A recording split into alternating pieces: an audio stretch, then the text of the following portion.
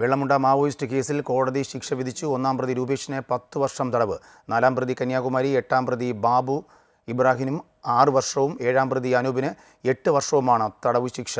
പ്രതികൾ കുറ്റക്കാരനാണെന്ന് നേരത്തെ NIA കോടതി കണ്ടെത്തിയിരുന്നു. വയനാട് വെള്ളമുണ്ടയിൽ സിവിൽ പോലീസ് ഓഫീസർ പ്രമോദിന്റെ വീട്ടിൽ അതിക്രമിച്ചു കയറി അമ്മയെ തോക്ക് ചൂണ്ടി ഭീഷണിപ്പെടുത്തിയെന്നാണ് കേസ്. 2014 കേസിനാസ്പദമായ സംഭവം. 1-ാം പ്രതി രൂപേഷിന് 10 വർഷം തടവ് ശിക്ഷ വിധിച്ചു. 4-ാം പ്രതി കന്യാകുമാരിക്കും 8-ാം പ്രതി ബാബു ഇബ്രാഹിമിനും 6 വർഷവും 7-ാം പ്രതി അനൂപിന് 8 വർഷവുമാണ് തടവ് ശിക്ഷ.